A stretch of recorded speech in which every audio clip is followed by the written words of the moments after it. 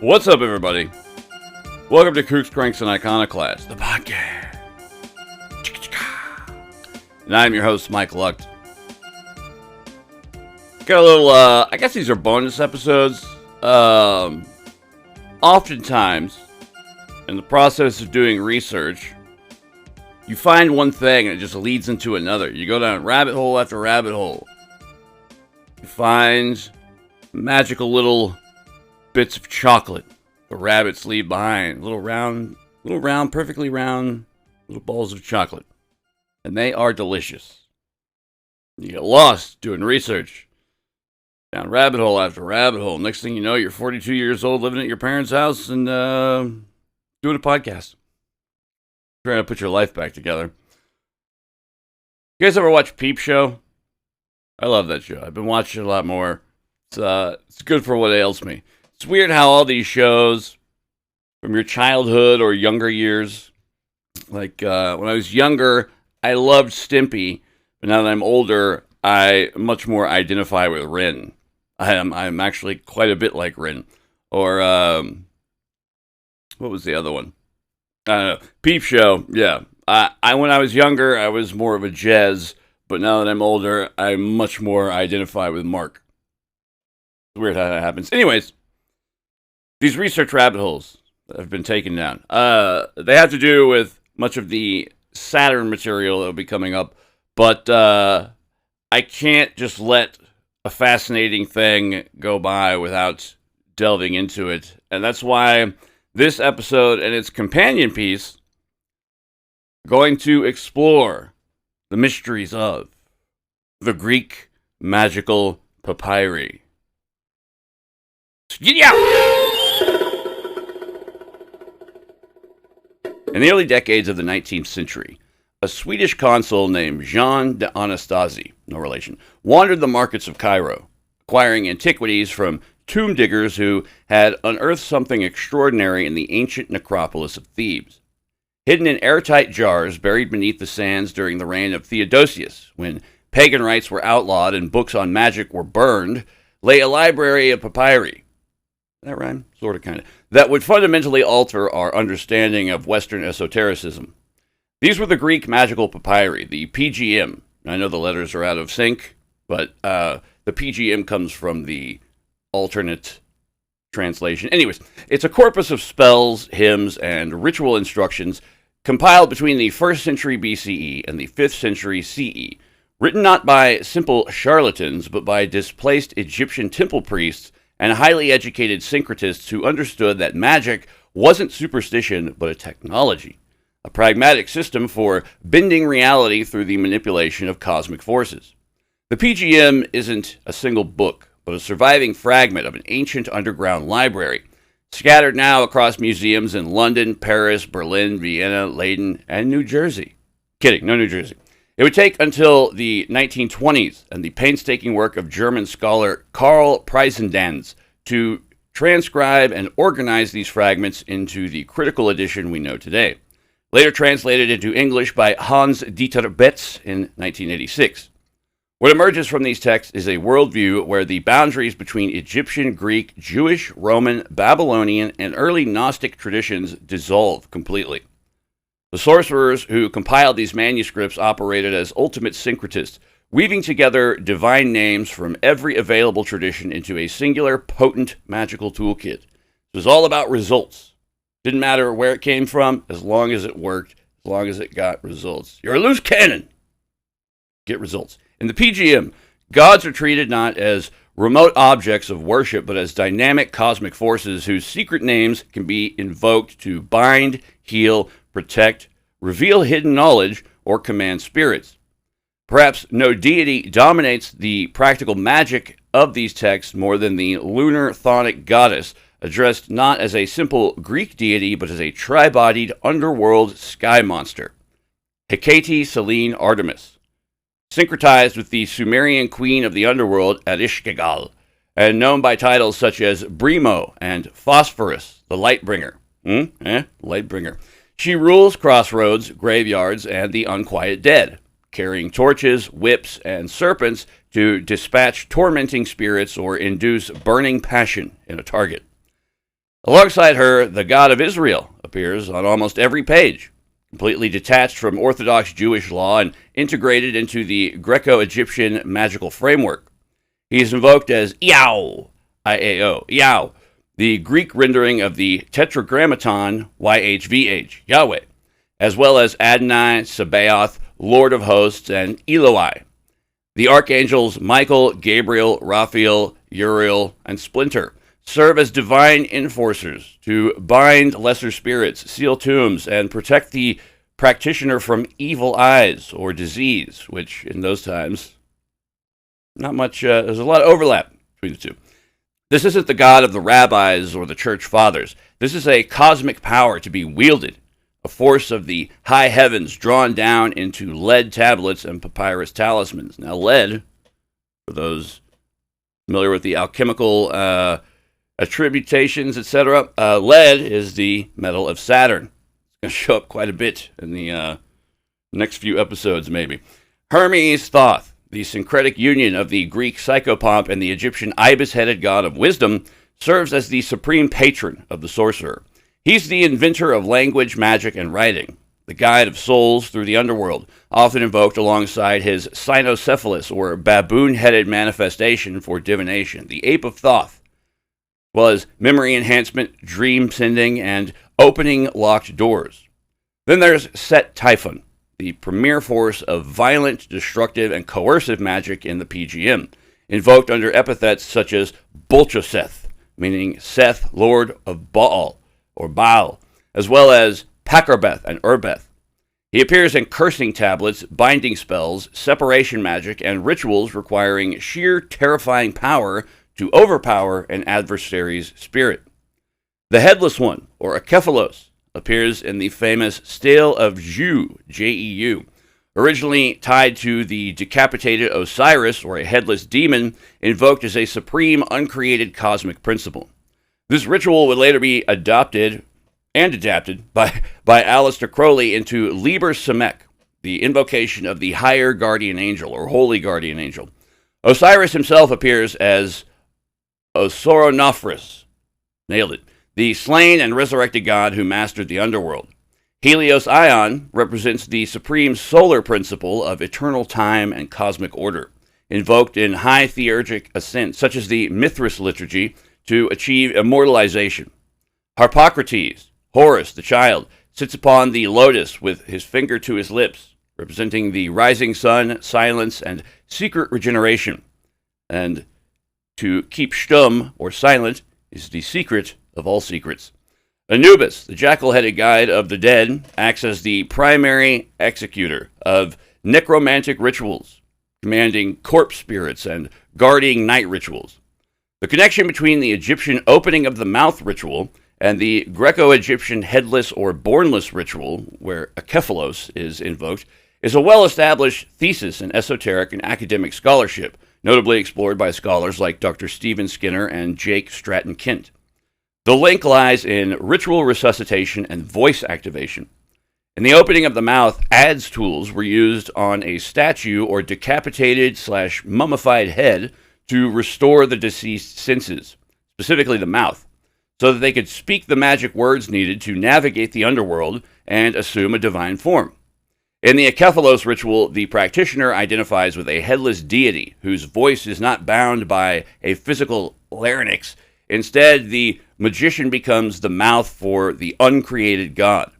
Decapitation in Egyptian myth and the subsequent opening of the mouth was not merely death, but the prerequisite for becoming an Ak, AKH, an empowered, glorified spirit capable of commanding the gods. To bridge the deities of the PGM to the human practitioners who invoke them, one must look at the ritual technology connecting Osiris, the Headless One, and vocal magic. The opening of the mouth ceremony, that's the one, originally designed to restore speech, breath, and sensory power to the mummified dead, or to animating statues. Now, I had some more animated statue stuff, but I'm saving that for a future episode. We're going to get really into the animated statues idea, plus various ancient automatons and let's just say precursors to artificial intelligence and computation as we see it today. Anywho, this pharaonic rite used adze blades and magical incantations to unseal the senses, so the deceased could speak the divine names of power, or Hekau, Hekau. When Greek papyri syncretized these rites into the Akephalos, or headless one ritual, the symbolism evolved. A decapitated head, or headless body, was no longer just a corpse. It represented the primordial uncreated god, whose physical head was severed so that its voice could inhabit the magician. Just as the Egyptian priest acted as the tool to open the mouth of the headless Osiris or the idol, the Greco-Egyptian sorcerer used vocal vibrations, barbarous names, rhythmic chants, and guttural resonance to become the living mouth of the headless god. Centuries later, this exact acoustic and symbolic mechanism was seized upon by 20th century occultist Aleister Crowley, and in 1921, Crowley adapted the Stele of Yhvh, J-E-U, the primary Greco-Egyptian papyrus containing the headless rite, into Liber Semek, framing it as the ultimate ritual for attaining knowledge and conversation of the holy guardian angel. Where original PGM practitioners invoked the Akephalos for exorcism and spirit command, Crowley reinterpreted headlessness, quote-unquote headlessness, through a Gnostic and thelemic lens. The head represented the analytical ego and rational intellect, which had to be bypassed or severed so that the uncreated, formless spirit could speak. By retaining the ancient voces magicae, the barbarous names of power, Crowley instructed practitioners to vibrate these guttural, non-rational syllables to the point of physical and mental exhaustion. This acoustic overstimulation was designed to collapse the conscious mind, allowing the magician to step into the exact same role as the ancient Goees, living vocal conduits, giving speech to a headless, transcendent god. Now, that term Goees, this is eventually where we'll get the term Goetia. We'll touch on this a bit more in a minute. The notion of a formless vocal power operating through a concealed or headless medium has deep roots in Egyptian underworld theology. Long before the Hellenistic era, the Egyptian Book of the Dead, spell 17, introduced Medjed, the smiter. I can get down with that. A bizarre minor deity drawn in funerary scrolls as a dome-shaped, sheet-covered figure with only bare feet and eyes exposed. Strikingly identical to a modern shrouded ghost. Looks exactly like it, as a matter of fact. Ancient texts describe Medjed as an invisible inhabitant of the house of Osiris who shoots lights from his eyes, like Superman, is wrapped in the flame of his own mouth, quote unquote, and commands unseen spirits without ever revealing a physical face. Though Medjed himself does not appear explicitly in the later PGM, he represents the essential magical precursor to the Akephalos, a hidden, headless entity whose form is obscured so that its raw, destructive voice, or Hekau, can be projected by the ritualist. To understand the practitioners of these arts, we must look to the history of the Goetia. The word derives from the Greek goes, meaning one who howls or chants funeral laments, from the verb goao. In archaic Greece, before the 5th century BCE, the goes was a shamanic figure whose primary function was leading funeral laments, singing dead souls down to the underworld, or appeasing angry ghosts called daimons. Their magic was explicitly vocal, using rhythmic howling or guttural pitch fluctuations to resonate with subterranean spirits. By the classical period in Athens, the status of the goes had shifted dramatically. Civic religion centered on public, state-sanctioned sacrifices, and the goes became a wandering, itinerant practitioner, often viewed with suspicion as a fraud, poisoner, or charlatan who sold private curses, binding tablets called diffictions, and love potions for coin. Plato, in the Republic, famously condemns these figures who knock on the doors of rich men, claiming divine power to harm enemies or bind the dead using incantations and lead tablets. Greek writers began distinguishing between Magia or Magia, the noble foreign priestly science of the Persian Magi, and Goetia, the low, deceptive, dark necromancy of the local street sorcerer. So, shiny suit MCs versus underground rappers, basically. And that reputation has sort of stuck all throughout the Middle Ages, medieval era, and even into today. By the time the PGM was compiled, the nature of Goetia had undergone a massive transformation in the melting pot of Greco-Egyptian Alexandria. The sorcerers who wrote these texts were no longer uneducated street howlers, but literate ritual specialists, often displaced Egyptian temple priests who combined native Egyptian temple rites with Greek philosophy, Jewish angelology, and astrology. The ancient howling of the classic Goes evolved into complex vocalizations, long strings of 7 Greek vowels: alpha, epsilon, eta, iota, omicron, upsilon, omega, chanted in specific tones to vibrate the cosmic spheres. These vowels corresponded to the 7 planetary spheres: alpha to the moon, epsilon to Mercury, eta to Venus, iota to the sun, omicron to Mars, upsilon to Jupiter, and omega to Saturn. Sorcerers were instructed to chant these in precise postures, breathing patterns, and vocal pitches, singing, hissing, or popping the lips to align their physical bodies with the harmony of the spheres. The PGM also introduced characters, abstract, non-alphabetic glyphs, often ending in small circles or loops, viewed as the secret signatures, star maps, or divine shorthand of gods and daimons.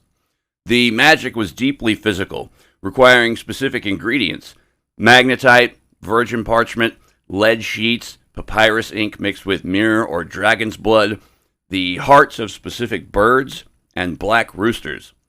Curses were inscribed onto thin sheets of lead, chosen because it was cold, heavy, chthonic, and associated with Saturn and the underworld. The sheet was pierced with a bronze nail and dropped down a well, buried in a tomb, or placed near a bathhouse. The spells themselves span the spectrum of human desire. Theurgic ascents sought immortalization of the soul through communion with the supreme solar deity. Systasis, Systasis, Systasis rituals established permanent personal relationships between the magician and specific gods like Helios or Hecate, allowing face-to-face conversation. The acquisition of a paradros, or a spiritual familiar, was a primary goal as well, binding a supernatural assistant entity, sometimes a daemon, sometimes a bound dead soul, or sometimes an angelic entity, to live with the magician, fetching items, bringing them dreams, or striking down their enemies. Agoge spells, I think this is how you say it, A-G-O-G-E, Agoge or Agoge. These spells were erotic binding magic, aggressive rites designed to torment targets with burning restlessness until they presented themselves to the magician.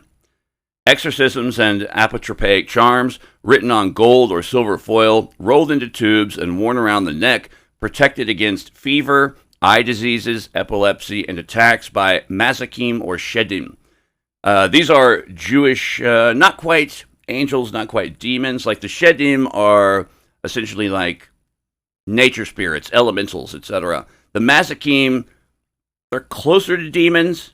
I'd have to double check, but I think the mazakim are supposed to be like, they're sort of seen as like how the elves, there's one theory about how the elves and fairies were angels that were on earth that when Lucifer rebelled, they were sort of like shunted out as well, just by virtue of being on the earth. I think it's closer to that, so the mazakim are seen as closer to demons, but I'd have to double check that, so please don't quote me on that.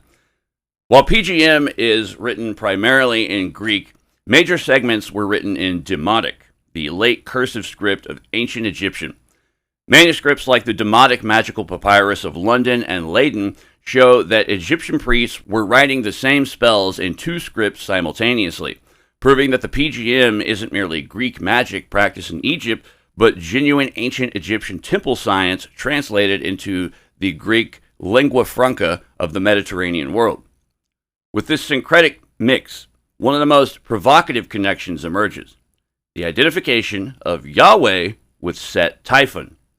In the esoteric and revisionist mythologies of Western occultism, Gnosticism, and alternative history, this connection rests on the zoomorphic code of the donkey or ass. Ancient Greco-Roman polemics against Jews and Christians accused them of practicing onolatry, the worship of an ass, Roman and Greek sources claim that Antiochus Epiphanes entered the Holy of Holies and found a golden head of an ass, allegedly the secret idol representing Yahweh. The Alexamenos Graffito, one of the earliest visual depictions of both graffiti and Jesus from the 3rd century, shows a crucified man with the head of a donkey, with a caption that read, Alexamenos worships his god. In the syncretic worldview of the Hellenistic Mediterranean, the animal most strongly associated with Set-Typhon was the donkey. Because Yahweh was described as a deity of the wilderness, storms, and desert wanderings, Greek and Egyptian observers equated Yahweh directly with Set, using the donkey as visual proof. In Egyptian mythology, Set was the god of the Red Desert, chaos, storms, and foreign lands. Originally the fierce warrior who stood at the prow of Ra's solar barge to spear the chaos serpent Apep every night. The donkey was sacred to Set due to its stubbornness, harsh voice, and ability to traverse the harsh desert lands. I think that's why the Republicans also picked it. To the Egyptians and Gnostics, a storm god who led his people through the desert wilderness, accompanied by pillars of fire and smoke, mapped perfectly onto the attributes of Set-Typhon.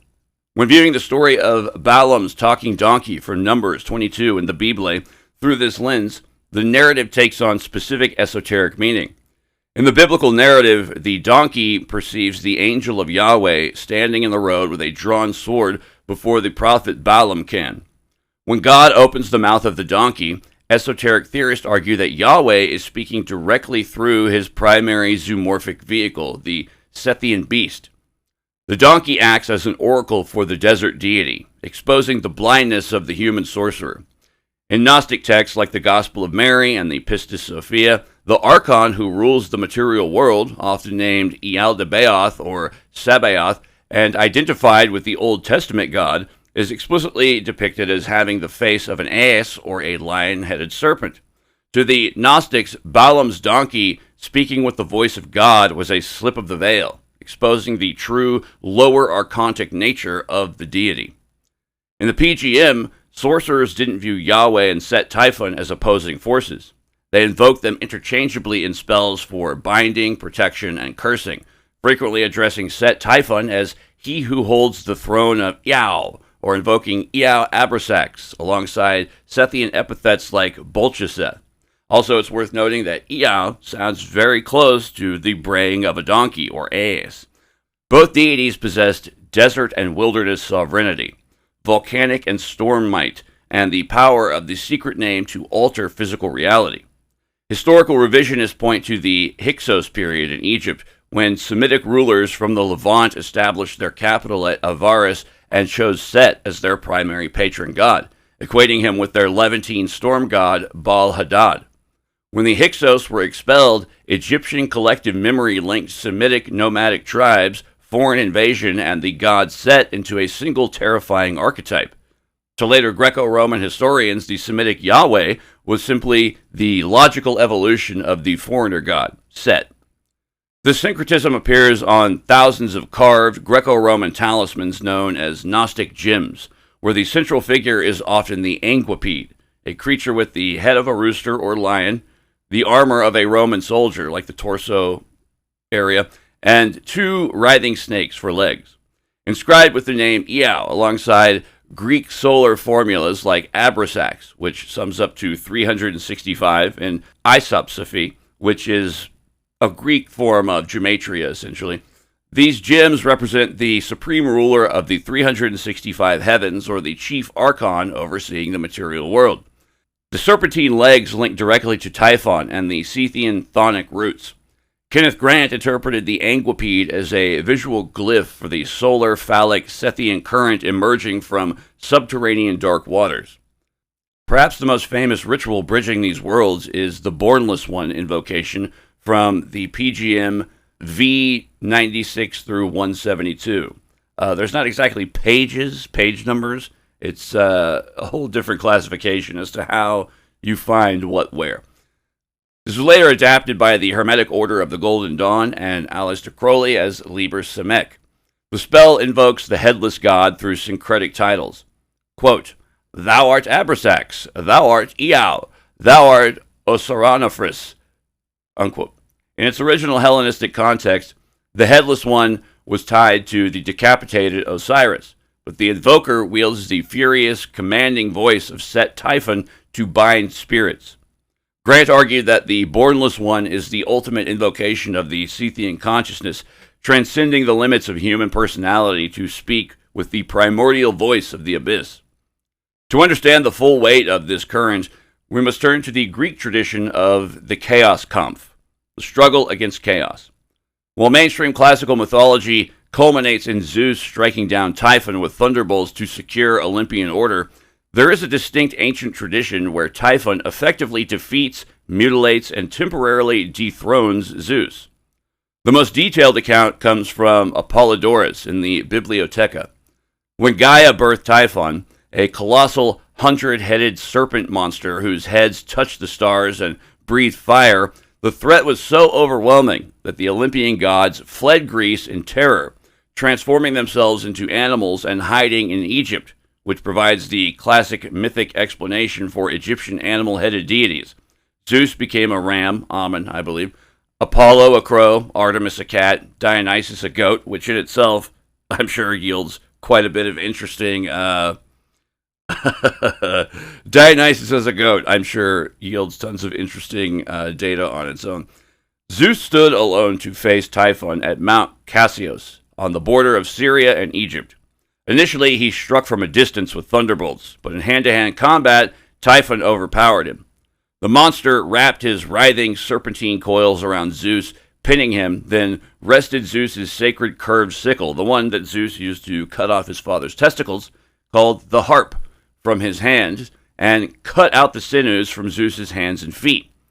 Deprived of mobility and divine power, the limp, helpless Zeus was carried across the sea by Typhon and dumped into the Corycian cave in Cilicia.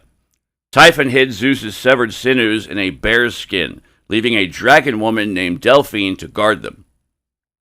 During this period, Typhon was the absolute ruler of the universe. The cosmic order had collapsed back into primal chaos. Fuck yeah. Zeus was only rescued through stealth and trickery. Hermes and Pan snuck into the Corycian cave, tricked Delphine to sleep, stole back the severed sinews, and reinserted them into Zeus's body. Relimbed and re-energized, Zeus mounted his chariot of winged horses and launched a second desperate counterattack, eventually crushing Typhon beneath Mount Etna. This narrative arc is the quintessential Chaos Kampf, a German scholarly term meaning struggle against chaos. In traditional mythic frameworks, the Chaos Kampf must feature a moment where the order god is defeated, swallowed, or dismembered by the primal dragon of chaos, signifying a temporary return to primordial dark waters before the world is recreated.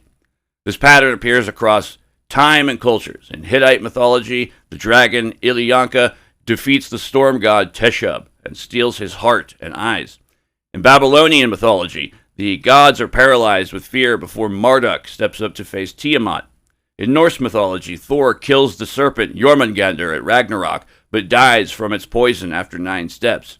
In Canaanite tradition, Baal is swallowed and killed by Mut, descending into the underworld before being resurrected. It even shows up in biblical traditions, Yahweh versus Leviathan, or Michael the Archangel versus that old serpent, Lucifer, or Satan. In Kenneth Grant's Typhonian tradition, developed across his Typhonian trilogies, this myth isn't viewed as a temporary setback for the good guys, but as a foundational glyph of initiation and cosmic metaphysics. Grant flips the narrative completely. Zeus represents the rigid artificial ego of the solar phallic demiurge, while Typhon represents the primordial, unmodulated consciousness of the outer void. A giant space vagina. When Typhon overpowers Zeus and cuts out his sinews, this represents the alchemical dissolution, the solve, the mandatory dissolution of the human divine ego structure. The sinews are the magical tension lines that allow the physical solar body to hold its form and exert force. By severing them, Typhon reduces Zeus to a limp, helpless shell. Dumping the limbless Zeus into the dark, subterranean Corycian cave is interpreted as a descent into the night side of the tunnels of Set, or the Qliphoth. Before any consciousness can achieve true non-dual cosmic power, its artificial solar god identity must be shattered, paralyzed, and submerged in the primordial womb of the mother Typhon/Tiamat. Grant argued that patriarchies like classical Greece rewrote history to portray Typhon as a monstrous fiend because they feared the wild, non-linear, starlight-based consciousness that he represented. To Grant, Typhon's victory at Mount Cassios is a manifestation of the Syriac, Siriak, or Draconian current breaking through the illusion of the material world. Typhon doesn't hate Zeus. Typhon simply operates on a scale of reality so vast that the king of the gods is revealed to be nothing more than a fragile local archon. The flight of the other Olympian gods to Egypt, where they take animal forms, is viewed as a forced atavistic resurgence. Typhon strips away their refined anthropomorphic masks and forces them back into their primal zoomorphic totem animal states. The resolution of the myth, where Hermes steals back the sinews and reattaches them to Zeus, is given a specific magical interpretation. Hermes is the trickster/magician who navigates both light side and night side, operating as the alchemical mediator who retrieves the power lines from the abyss. The Zeus who emerges from the Corinthian cave isn't the same Zeus who entered. He's been reassembled through Sethian Typhonian magic. Any magician who passes through the Typhonian ordeal receives a transformed, non-human magical body capable of wielding real, unmediated gnosis. When Typhon reigns supreme during the period while Zeus lies helpless in the cave, it symbolizes the state of magical trance or samadhi. The everyday world vanishes. The boundary between self and non-self collapses, and the universe returns to its true primal state. An infinite ocean of unformed chaos and unmanifest potential. Anything or everything that can or will be. Grant explicitly linked Typhon to Choronzon, the demon of dispersion, and Crowleyan occultism and Enochian magic, the force that shatters the ego in the abyss.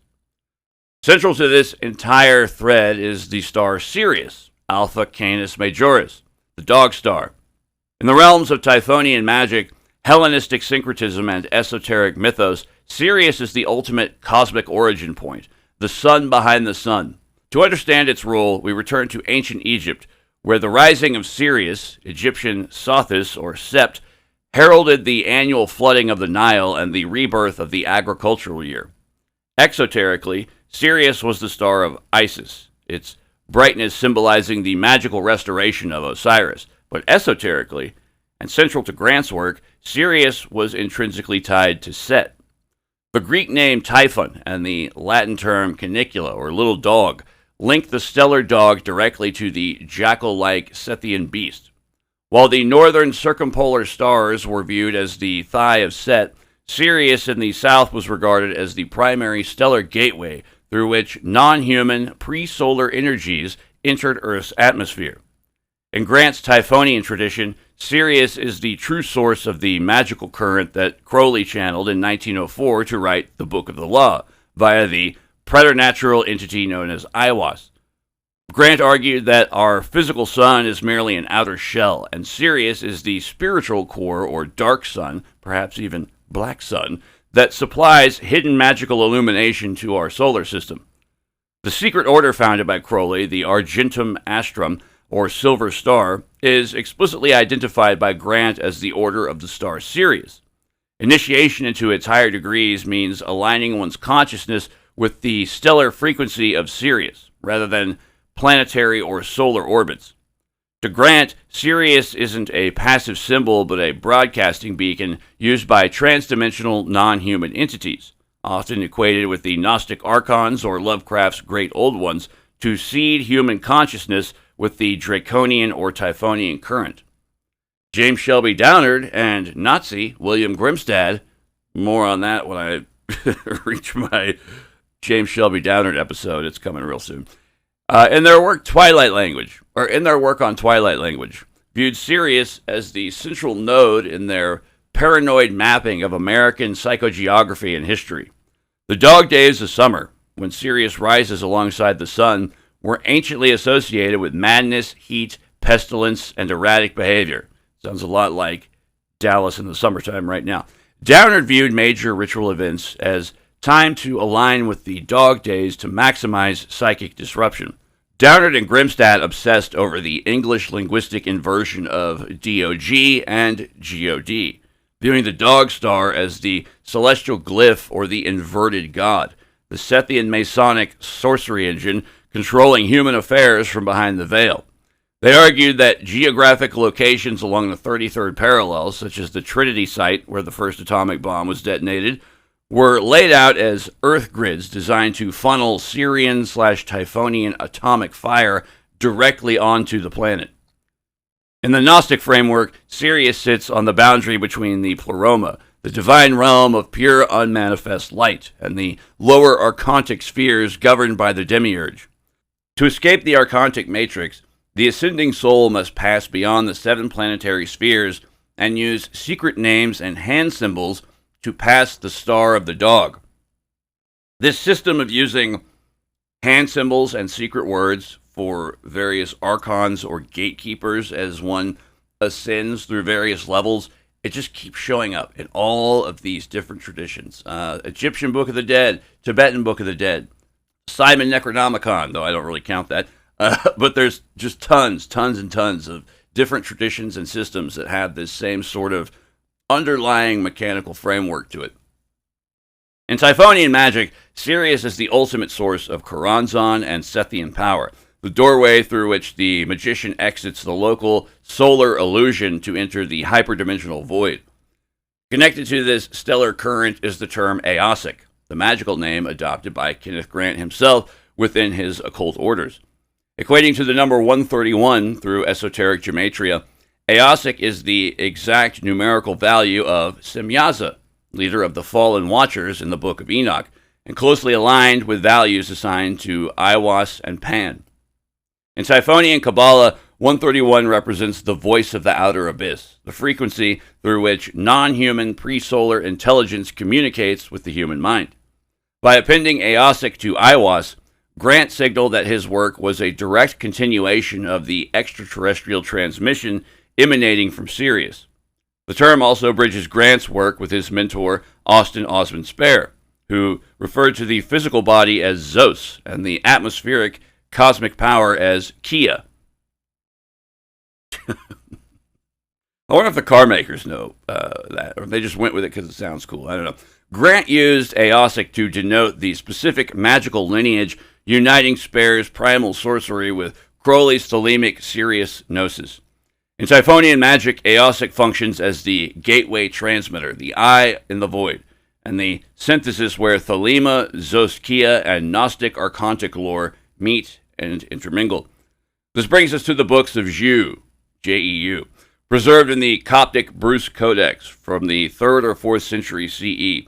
Unlike the PGM, which used similar names for earthly pragmatic magic, the books of Yhvh are purely esoteric, post-mortem navigational manuals. They outline the secret passwords, hand signs, seals, and divine names needed by the soul to pass cosmic gatekeepers and descend into the treasuries of light. At the apex sits the unbegotten Father, the ineffable great light, the supreme unknowable Godhead, huge fucking head, from whom all existence flows. Below him stands the great invisible one, surrounded by 12 great emanations or eons or aeons. Yhvh himself, the namesake entity, is titled the Overseer of the Light, or Episkopos, the first man appointed by the Father to place celestial power, establish boundaries, and organize cosmic ranks. He acts as the ultimate guarantor of the divine seals given to disciples. Melchizedek appears as the great receiver of the light, the heavenly purifier who cleanses souls of archontic contamination and escorts them into the treasuries. As our bodies, as we exist, according to these systems, as we exist in life, our bodies accumulate all sorts of archontic contamination, things that just eventually make up parts of our personality, who we are, how we act, etc. Jesus, J-Town, appears not as the teacher of moral parables, but as the living Jesus, the theurgic mystagogue who draws circles of light around his disciples, constructs altars of incense, wine, and water, and reveals the secret names, hand gestures, and seals needed to bypass every archon in the sky. The core structure describes 60 treasuries of light, immense radiant spiritual dimensions leading to the true Father, quote unquote. Each treasury is governed by a chief ruler bearing complex voces magicae, names such as nope, that's not it. Jezatheoth, Azor, or Thoth, each commanding 12 divine emanations and guarded by 3 watchers or defenders at the gate. To gain entry, the soul must present each watcher with a specific number, a hand sign, or seal called typos. No, that's not a typo. As well as a secret name. Below the treasuries sit the planetary spheres, the 12 eons or aeons of chaos, and the lower air, the archontic realm.